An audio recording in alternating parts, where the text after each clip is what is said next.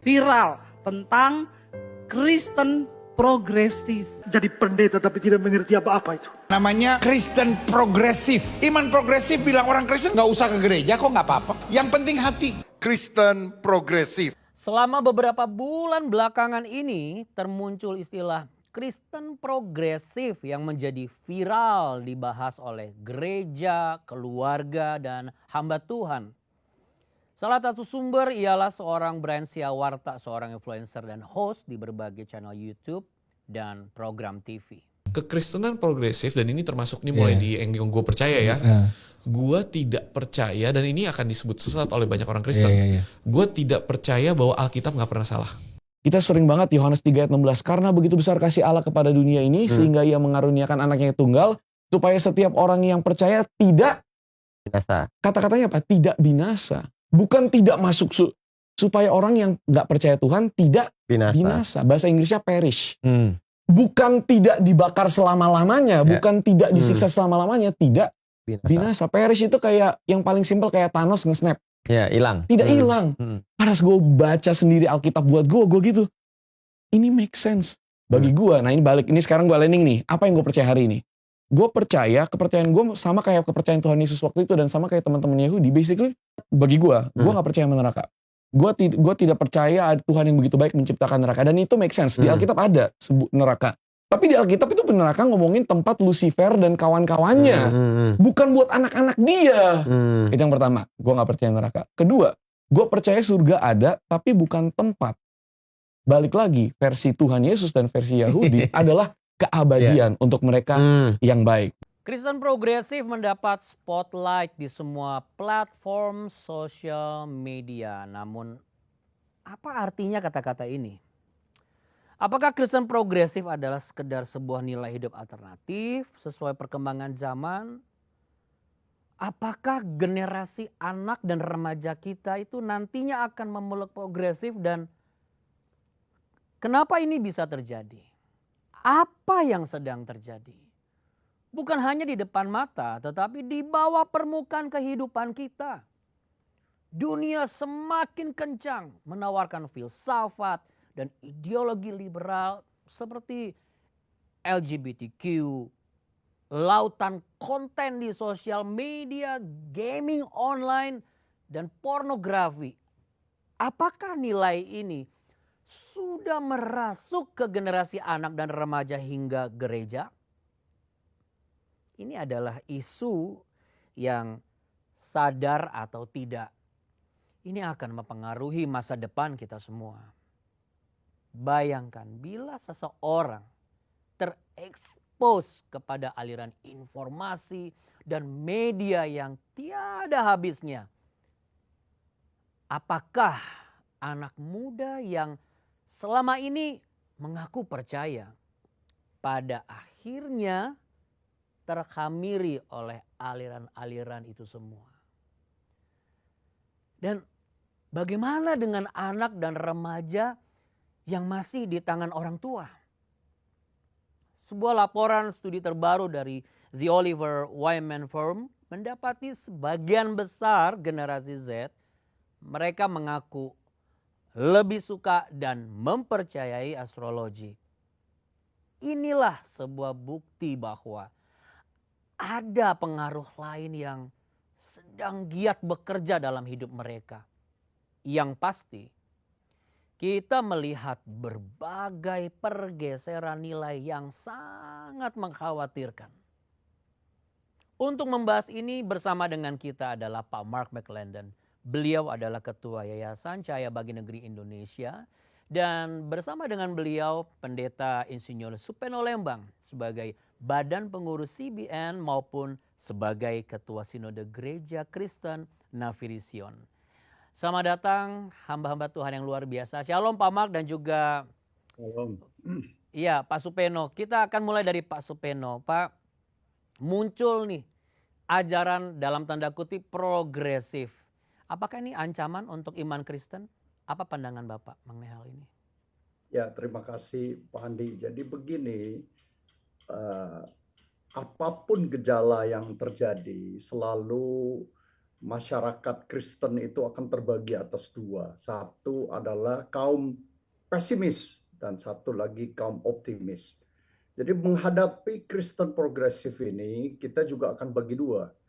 Bagi kelompok yang pesimis ini tentu menjadi momok yang sangat hebat, menggugah dan juga menakutkan. Tapi bagi kaum optimis, ini menjadi kesempatan sebetulnya kita menjadi pintu untuk menjelaskan Kristen yang benar itu seperti apa. Jadi kalau kembali lagi gejala ini timbul adalah masalah penafsiran. Alkitab ini kan memang sebuah dokumen yang diwahyukan dan dia di dalam firman-Nya, khususnya tulisan Rasul Paulus kepada Timotius, bahwa firman Tuhan Alkitab ini bermanfaat untuk mengajar, untuk memperbaiki kelakuan. Jadi itu jauh lebih penting. Nah, yang terjadi adalah penafsirannya berkembang. Dengan munculnya Kristen progresif ini, pengakuannya adalah penafsiran yang progresif. Jadi semua dibaca dengan tata cara progresif. Padahal Alkitab itu merupakan sebuah sistem yang saling mendukung. Jadi satu kebenaran di dalam Alkitab mendukung kebenaran yang lain. Jadi dia holistik. Dia tidak bisa dicomot satu out of context. Yang terjadi pada saat ini adalah kebebasan penafsiran yang begitu hebat sehingga terjadi pencairan, ya, cair sekali. Nah, bagi kita gejala ini sebetulnya bukan baru, ya. Mulai dari zaman Agustinus de Hippo sampai setiap generasi akan menghadapi guncangan ini. Dengan adanya ini, menurut saya mari kita para hamba-hamba Tuhan bersehati dan kita membentuk sebuah statement atau sebuah bentuk penafsiran yang kokoh untuk anak-anak kita. Pada kesempatan ini kita memberi respon. Jadi kita harus respon. Nah, ini bagus juga sehingga akan muncul orang-orang yang haus akan kebenaran, dia akan menemukan. Tapi bagi yang nggak mau, ya dia nggak akan juga. Dia memang tidak mau. Oke. Itu kira-kira. Oke, Pak Supeno, dari pernyataan Pak Supeno kan berarti saya simpulkan ini sudah sangat meresahkan nih ya. Saya mau ke Pak Mark. Pak Mark, apakah keluarga dan gereja saat ini memang sudah benar-benar sangat dipengaruhi oleh pergeseran nilai yang meresahkan ini dengan istilah Kristen progresif? Jadi kalau saya lihat ini seperti wabah menurut gua. Saya pikir tadi kita dapat itu ya, tadi kita dengar ulasan daripada Brian Siawat. Tadi benar menurut gua begini. Ini yang menjadi feelings generation ya, generasi yang pakai perasaan, yang pakai logika untuk menerjemahkan segala sesuatu. Jadi Alkitab sesuatu yang seharusnya dipelajari kemudian diajarkan karena dia adalah kebenaran Tuhan untuk umat Tuhan, untuk umat manusia dan untuk sepanjang masa. Ya, jadi dia sesuatu yang kebenaran yang immutable. Jadi tidak bisa diterjemahkan ulang, tidak bisa didefinisikan menurut perasaan. Sementara generasi ini adalah generasi yang penuh perasaan. Jadi akhirnya muncullah kekristenan yang menurut gue. Jadi menurut gue gini loh, kalau gue merasa sih bahwa kayaknya itu Tuhan nggak tega ya dia masukin orang ke neraka gitu. Nah, mungkin gitu. Nah itu perasaan itu akhirnya kita mengaduk sebuah racikan kekristenan yang sebenarnya bukan lagi kekristenan. Dia adalah sesuatu yang lain. Dia terjadi pergeseran yang signifikan. Dan karena kita hidup di dunia yang sekarang budaya adalah kayak lautan konten, lautan filosofi, suara yang terus berbicara kepada kita, kita melihat munculnya generasi yang mudah diombang-ambingkan oleh berbagai macam suara tersebut dan berbagai filosofi tersebut. Jadi kalau kita tidak baca Alkitab sendiri, kalau kita tidak pelajari kebenaran itu secara pribadi, itu cuma kita karena dengar ada khotbah, ada pujian yang enak, ada verse of the day. Akhirnya teracik sesuatu kekristenan yang sebenarnya bukan lagi kekristenan yang ada di Alkitab. Tetapi adalah kekristenan yang menurut saya atau menurut perasaan saya. Seperti itu sih. Iya. Jadi apakah berarti gini, kalau dari tadi Pak Mark sampaikan ini generasi yang penuh dengan perasaan. Menurut gua begini, menurut saya begini, pandangan saya begini. Sepertinya inilah generasi yang juga sedang dicari oleh LGBTQ, games online, lalu social media, dan semua konten-konten yang juga berusaha mendapat perhatian. Karena kan kalau kita lihat apa yang disampaikan ini seperti saya pengen diperhatikan dong, dan itu sekarang sedang menjadi spotlight. Bagaimana Pak supaya melihat hal ini? Ya, benar, karena masa sekarang ini kan adalah postmodern, jadi pasca modern. Modern itu menawarkan kepastian, menawarkan fakta. Nah, postmodern ini kembali kepada kita, jadi masing-masing perasaan ini memusatkan diri kepada keinginan. Jadi keinginan menjadi Tuhan, menjadi panglima. Karena keinginan menjadi panglima, semua harus diatur untuk memenuhi kebutuhan. Iya. Dan kalau mereka tidak ada pedoman, tidak ada jangkar di dalam kehidupan mereka, tidak ada yang mereka akui sebagai seperti kita-kita lah, harus ada pengakuan iman rasuli. Aku percaya kepada Allah, itu diulang-ulang harus dipahami bahwa akan ada di dalam pengakuan iman rasuli itu jelas ada penghakiman orang hidup dan yang mati. Itu jelas. Aku percaya kepada Tuhan, ya, kepada Yesus, Putra Allah yang dilahirkan oleh perawan Maria. Jadi itu jelas. Pengakuan ini adalah sebuah pedoman hidup saya. Jadi memang perlu semacam lompatan iman ya, karena Alkitab kan bukan buku matematik yang bisa kita perdebatkan. Ini relasional gitu. Jadi seperti Pak Mak ngomong, jadi aku punya hubungan khusus dengan Alkitab saya, yaitu Alkitab ini bermanfaat untuk mengajar saya, menuntun, menjaga keinginan saya, membatasi keinginan saya untuk bereksperimen. Jadi saya kan nggak boleh, tubuh saya ini kan nggak boleh dieksperimen dengan segala macam gitu. Apakah saya coba dengan ini, mengejar kenikmatan. Nah ini kan dikasih pagar-pagar. Please don't do this. Ini akan efeknya besar. Tapi ini kan semua dilanggar. Jadi kita ini harus kembali lagi, ada Allah Tritunggal, ada dualitas dari Tuhan Yesus, dia adalah manusia dan sekaligus Allah. Ya, mati di atas kayu salib untuk kita, dia bangkit untuk kita. Nah ini kan sebuah buat saya adalah sebuah kenyataan yang saya pegang. Gitu. Dan itu memang dibutuhkan, diwariskan oleh orang tua dan juga gereja. Artinya orang tua dan gereja harus bermitra untuk mewariskan nilai-nilai itu kan Pak, maksudnya Pak Supeno. Kembali kepada Alkitab. Tapi pertanyaan saya begini Pak, saya mengutip dari apa yang Bapak sampaikan. Mereka ini mengambil keuntungan dari generasi ini. Dan mereka tahu generasi ini maunya yang simple. Bagaimana dengan gereja yang ketakutan dalam tanda kutip, kalau menyuruh membawa Alkitab, nanti orang nggak mau datang? Ya, jadi memang ini adalah tradisi sebetulnya yang sudah terlalu lama ditinggalkan.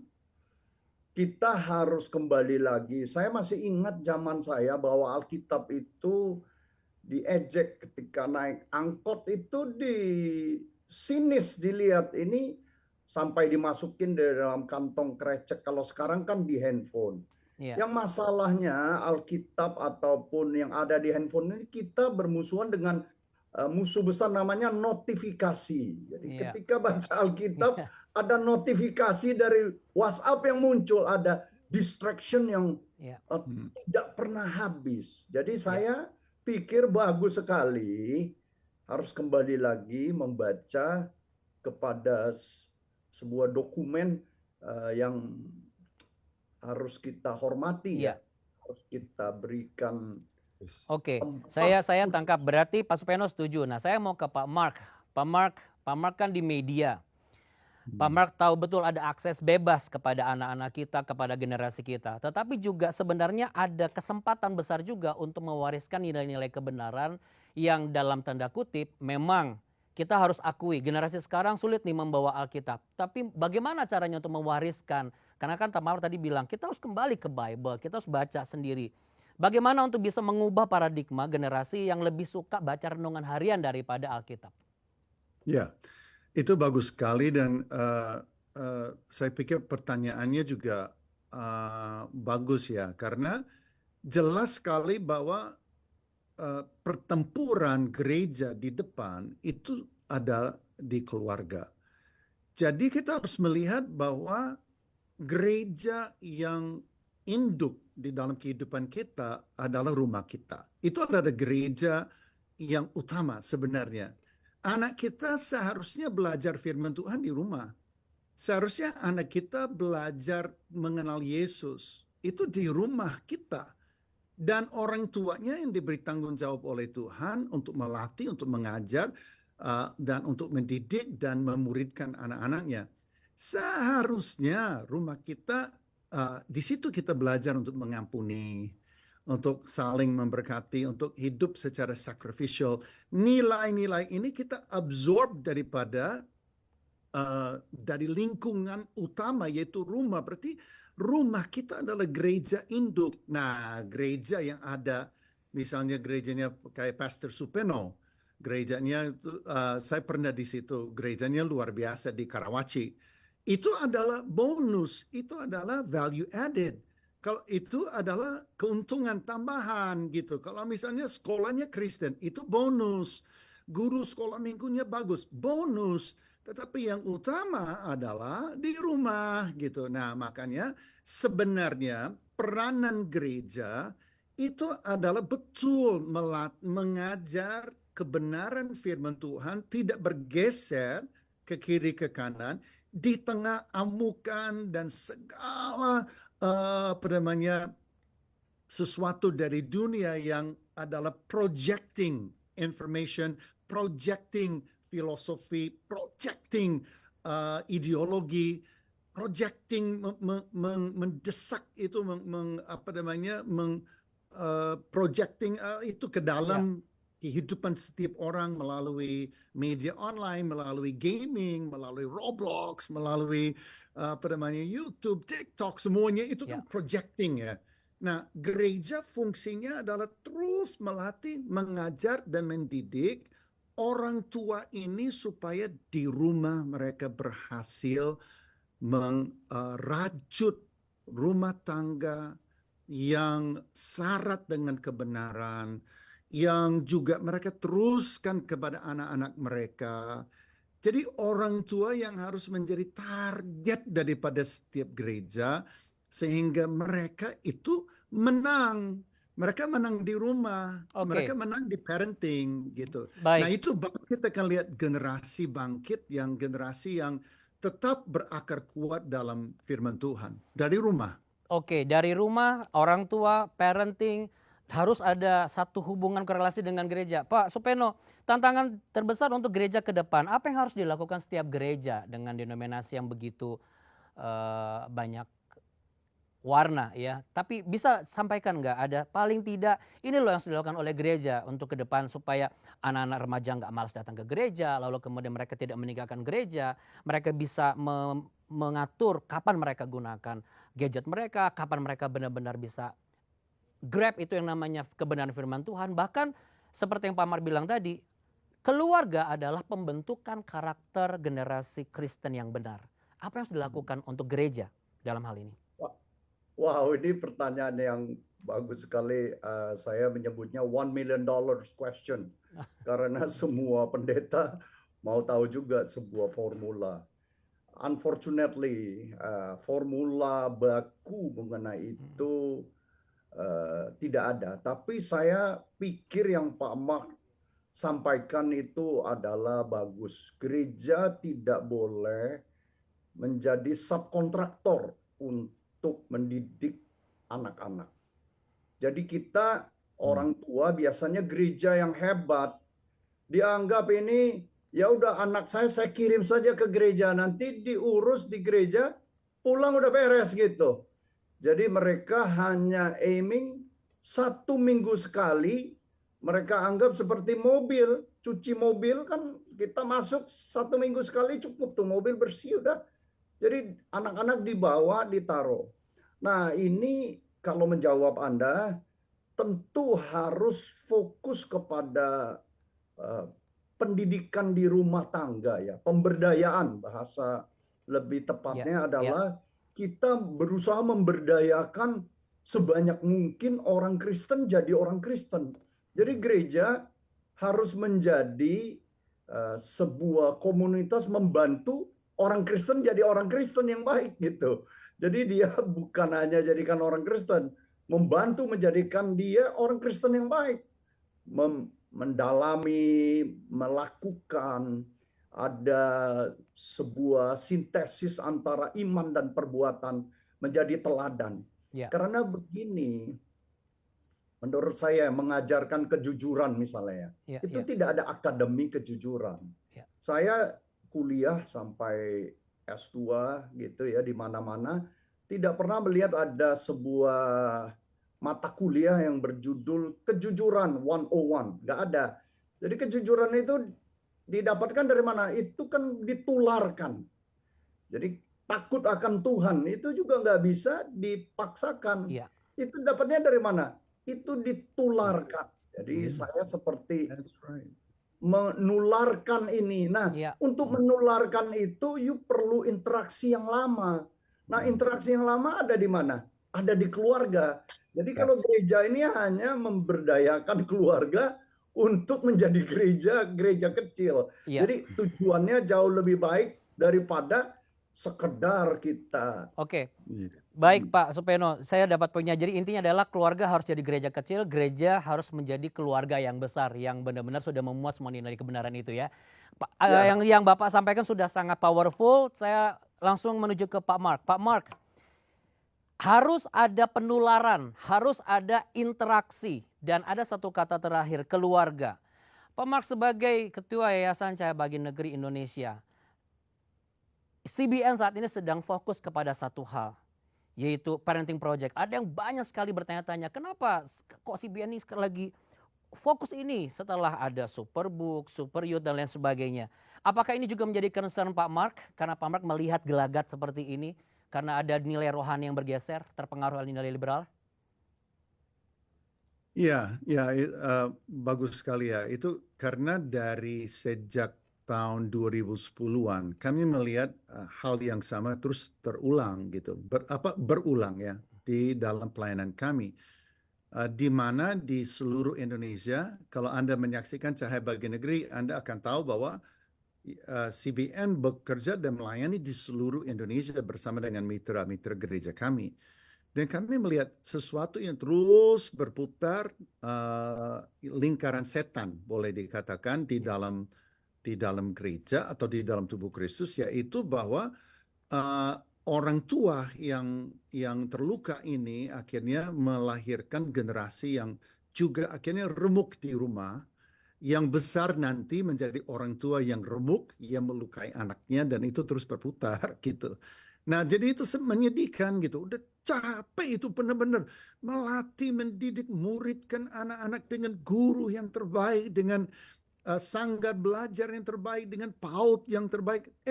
Dia remuk di rumahnya gitu loh, di tangan orang tua yang sebenarnya mencintai dia tetapi tidak mengerti tanggung jawab mereka dan tidak mengerti caranya. Nah, dari situ kami itu merasa terpanggil untuk membuat yang kami sebut The Parenting Project, tadi disebut oleh Andy. The Parenting Project sederhana adalah seri yang setiap gereja bisa pakai untuk melatih orang tua menjadi orang tua yang lebih baik. Menjadi orang tua terbaik itu adalah impian, tetapi susah dicapai. Tapi setiap orang tua bisa menjadi lebih baik, kita bisa menjadi lebih baik hari ini. Nah, dari situ, jadi kami membuat seri itu menjawab apa yang kami melihat adalah jeritan yang terjadi di seluruh Indonesia, Oke. yaitu bagaimana supaya anak-anak dapat orang tua seperti Pak Supeno bilang, yang benar-benar menjadi menularkan nilai kerajaan Allah, menularkan kebenaran firman Tuhan, menciptakan atmosfer yang kondusif di rumah, sehingga anak di dalam lingkungan itu oleh osmosis mereka Iya. menyerap kebenaran dan kemudian meniru kebenaran tersebut, dan itu menjadi apa? Rajutan identitas. Dan kata saya terakhir Pak Andi, Iya, Pak kita Mark. harus benar-benar berjaga atas generasi anak yang paling kecil, yang sekarang mereka di umur 5, 6, 7 tahun dikasih gadget seperti ini. Orang tua harus mengerti bahwa melalui corong ini identitas mereka itu sedang dipengaruhi. Jadi ini nggak boleh jadi babysitter. Ini yang tidak boleh menjadi suara filosofi, ideologi, dan kebenaran bagi generasi anak-anak kita. Orang tua yang harus menjadi sumber utama. Jadi, kenapa? Karena anak-anak kecil ini mudah sekali identitasnya akhirnya dirajut oleh sesuatu yang bergeser jauh dari sebenarnya kebenaran firman Tuhan yang kita cita-citakan bagi mereka. Iya, wow, pembicaraan kita sungguh luar biasa, Pak Mark. Terima kasih banyak, that was so powerful. Dan juga waktunya tuh 30 second tidak milik Pak Mark, tapi sekarang jadi milik Pak Supeno. Karena yang disampaikan Pak Mark sudah mencakup semua. Pak Supeno, 30 second, your power statement mengenai hal ini. Di luar nanti lanjutnya akan ada mungkin istilah-istilah lain. Apa yang harus menjadi sikap tegas kita sebagai figur baik di keluarga maupun termasuk juga pemimpin dalam organisasi pelayanan. Silakan Pak. Jadilah teladan. Jadi apa yang sudah kita pelajari kiranya bisa terpancar keluar dari tindakan dan perbuatan kita. Kita ini sebetulnya perlu menjadi hero di dalam keluarga. Jadilah teladan. Itu menurut saya sebuah kalimat yang saya selalu taruh di dalam hati, bahwa saya harus memberitakan Injil baik dalam keadaan baik ataupun buruk keadaannya. Artinya I have to be a role model dalam segala keadaan baik atau buruk. Wow, luar biasa sekali. Tuhan Yesus memberkati Pak Supeno dan juga Pak Mark. Terima kasih untuk bincang-bincang kita kali ini. Terima kasih banyak, Tuhan berkati. Terima kasih Pak Andi. God bless Pak Mark. God bless you. Medan pertempuran masa depan adalah keluarga. Dan bila orang tua tidak giat menularkan nilai dan prinsip yang kuat dan mengajarkan kebenaran Alkitab sebagai bagian dari kehidupan sehari-hari keluarga, pada akhirnya anak-anaknya dapat menjadi korban dari culture dan nilai liberal. Faktor penentu adalah seorang ayah, imam. Sebagai orang tua Kristen, kita harus menyadari tanggung jawab yang kita miliki. Kalau kita tidak melatih anak kita dari sekarang dan kita tidak terlatih, maka akan ada kecerdasan lain yang akan melatih mereka. Keluarga adalah garda terdepan untuk memastikan anak-anak kita tidak terhilang dan bergeser dari kebenaran. Stand Up Komedian Mongol Stres berniat menjadi pendeta setelah bertobat dari gereja setan. Hanya kehidupannya ternyata tidak semulus yang dia harapkan. Sebenarnya Mongol kalau pertama kali menerima Yesus itu 14 Februari 97. Gua gak akan pernah lupa. Gue masih berdiri teguh karena salah satunya orang-orang rumah tuh selalu ngedoain. Itu adalah masa paling berat karena 10 tahun pertama gue masa pemulihan hati. Masa berdamai dengan diri. Bro, lu kirain enak nyampe Jakarta dari Manado niat sekolah pendeta yang udah didoakan oleh banyak orang, hamba-hamba Tuhan besar ngedoain engkau akan jadi hamba Tuhan besar Mongol. Bahkan ada ibu-ibu yang bernubuat engkau akan menjadi hamba Tuhan yang dipakai Tuhan sekeliling dunia. Jadi otomatis dengan konsep itu gue udah siap sedia mau sekolah pendeta. Nyampe Jakarta sponsor hilang. Emang lu kira lu gak kecewa bro? Gue dropping.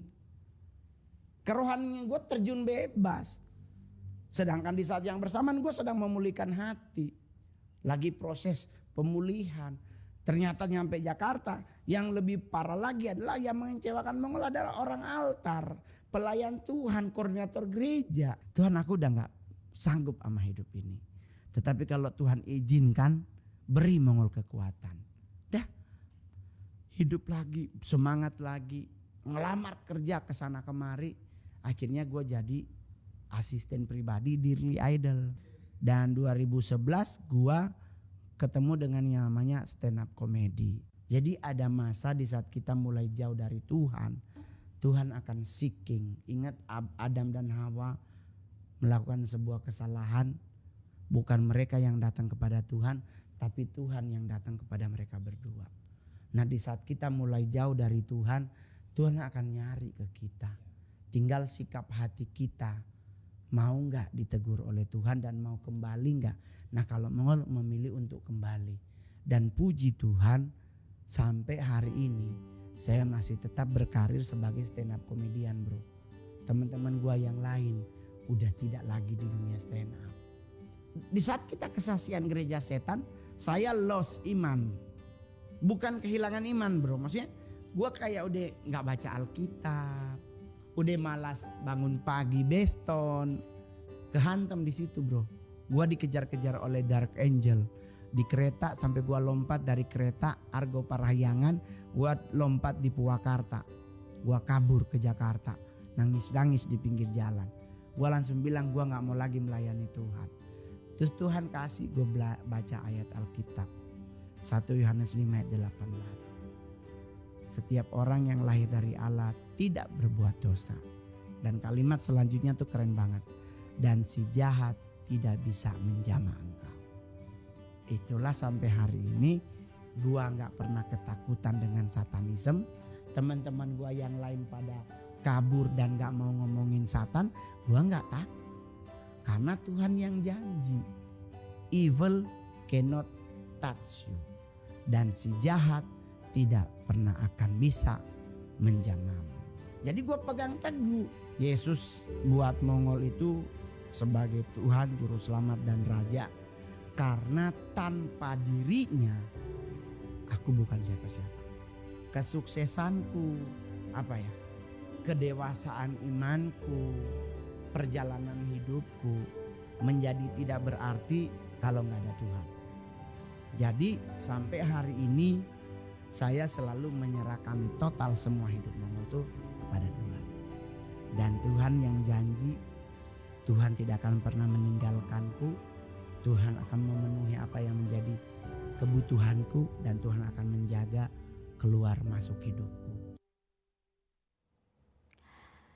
1 Yohanes 5 ayat 18 berkata, kita tahu bahwa setiap orang yang lahir dari Allah tidak berbuat dosa, tetapi dia lahir dari Allah melindunginya dan si jahat tidak dapat menjamahnya. Setiap kita sangat dikasihi oleh Tuhan. Sekalipun kita telah berdosa, sekalipun apa yang kita lakukan mungkin kita rasa tidak berkenan kepadanya. Tapi dengar baik, kasih Allah yang tidak terbatas itu sanggup untuk memulihkan kita. Dan saat ini mungkin Anda merasa, aku telah begitu terluka. Segala yang dikerjakan oleh orang yang terdekat itu telah membuat aku begitu sakit dan kecewa. Dengar baik, pada waktu kita begitu luka dan kepahitan, dan kita menelan racun itu, maka kita sendiri yang akan hidup terikat oleh dosa. Tetapi Tuhan berkata dalam Markus 11 ayat 25. Pada saat engkau berdiri dan berdoa, ampunilah salah dan dosa saudaramu, sehingga Bapakmu di surga dapat mengampuni engkau. Hari ini jangan rantai diri kita dengan sakit hati, tapi lepaskan dirimu dan ampuni setiap orang yang menyakiti engkau. Saya undang bagi Anda yang sedang terluka hari ini, yang kecewa, yang marah, mari kita berdoa dan izinkan Tuhan membebaskan Anda dengan Anda mengampuni mereka.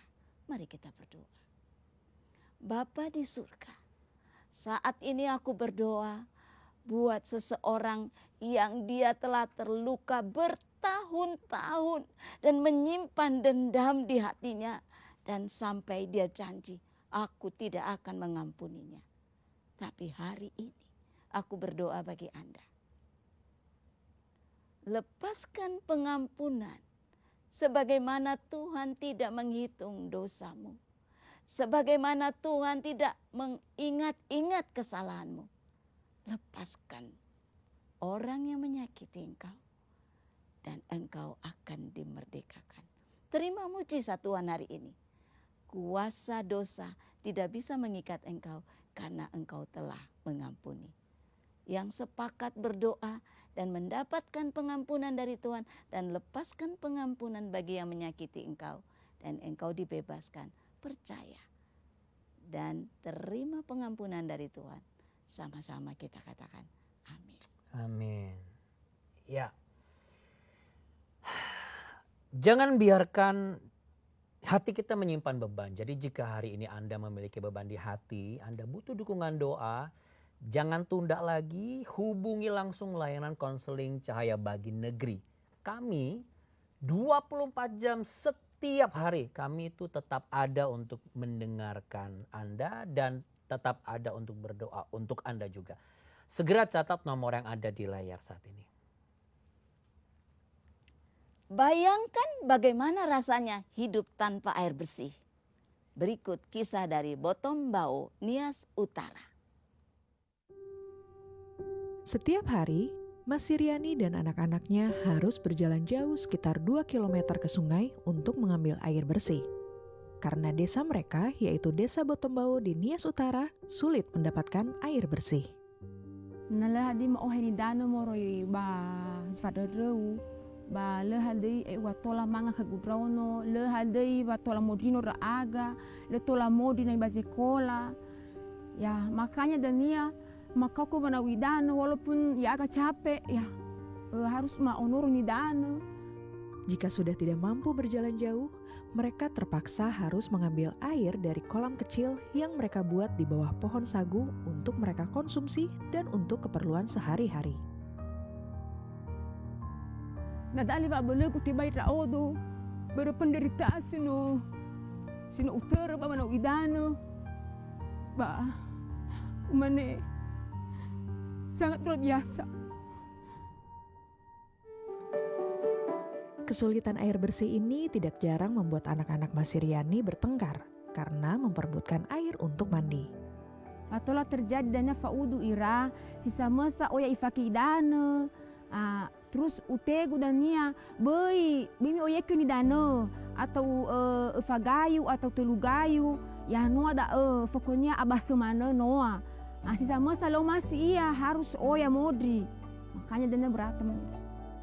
April, salah satu anak Mas Siryani, terpaksa harus mengalah dan jarang mandi. Dia bahkan sering mengeluh jika harus mengambil air ke sungai. Wah, aku. Mama marah sedang dosa ibu ngeganare.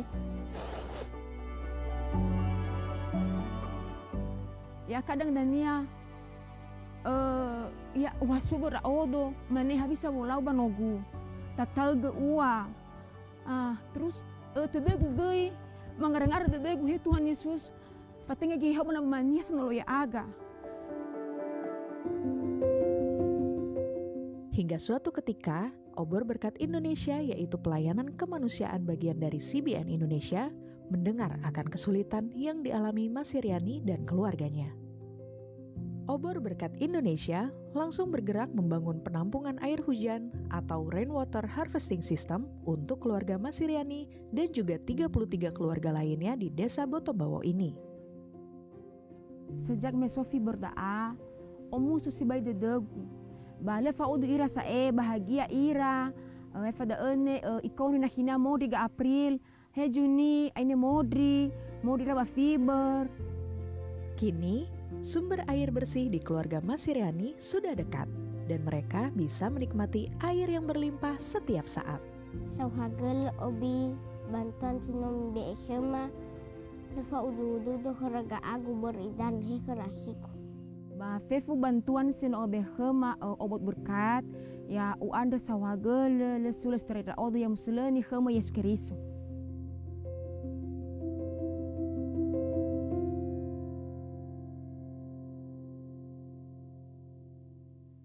Masuk ke daerah pedalaman, memberikan sebuah perubahan, inilah dampak pelayanan CBN dan OBI. Ya, betul sekali. Jadi OBI adalah pelayanan kemanusiaan dari CBN. Air adalah kebutuhan utama manusia, tapi Anda bisa lihat, nyatanya masih banyak kan daerah-daerah yang kesulitan untuk mendapatkan akses air bersih. Apa yang Anda saksikan tadi adalah sebuah bukti bahwa pelayanan kita itu sebenarnya bisa memberkati banyak keluarga di Indonesia, apapun kebutuhannya, termasuk kebutuhan air. Tapi semua ini hanya bisa dilakukan dengan bantuan Anda sebagai mitra kami, mitra CBN.